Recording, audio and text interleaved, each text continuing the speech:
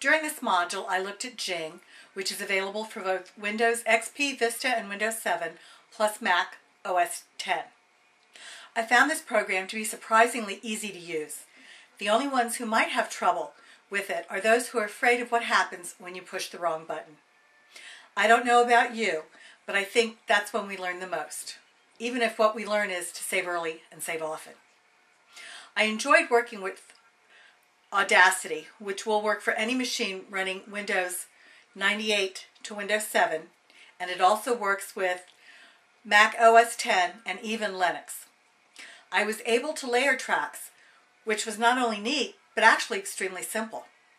My only problem was when I moved the file to Windows Movie Maker. Up until that time, I had really enjoyed working with Windows Movie Maker, which comes packaged on PCs running Windows XP and above. Windows Movie Maker is not only very easy to use to make the movies, but it also allows you to add both the title page and credits to the end. I was able to get the timing right for my narration and the music. Transitions and effects were also both easy to add, use, and delete. After not getting the layered sound to work the way I wanted to in Windows Movie Maker, I moved to Camtasia, which works with Windows and Mac operating systems 10 and 9. This is a $300 program, but it does have a 30-day trial period. I was lucky in that my son loves making videos and had bought this program. The first time I asked for help with it, he did what I usually do.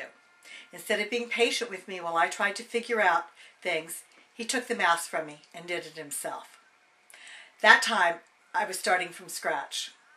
This time, I had already had each element and just needed to join them together. It was much easier on both of us as he showed me a few simple steps. This program also has great tutorials on its website.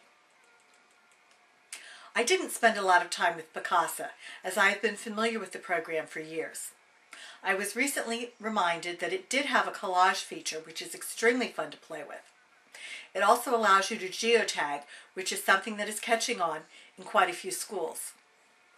And since both Blogger and Picasa are Google products, it allows you to upload directly to Blogger.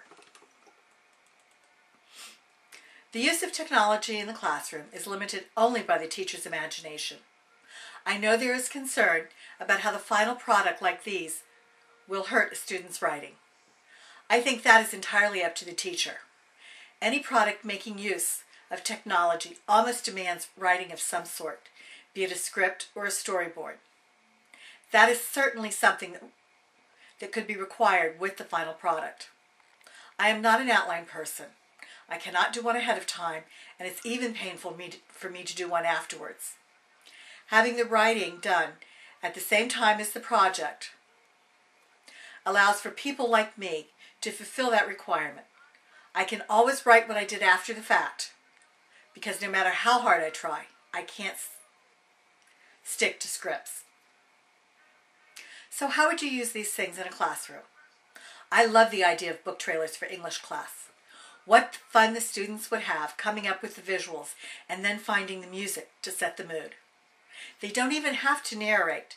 They can add slides with a few well-selected words. That in itself is not a simple task, and certainly requires an understanding of the book. History classes can use them for conducting interviews. Students will have to research to pretend to be a Revolutionary soldier. Grandparents or parents may be interviewed to understand events that occurred in the not-too-distant past. What was it like when we landed on the moon? What was the feeling like after JFK was assassinated? Science could come alive using these tools. A teacher can use them to show how a lab is done. Reports come alive with video. Math teachers could also use them for how-to videos. I certainly would have used these when I was in school. This is where my imagination falters, as I was never a fan of science or math.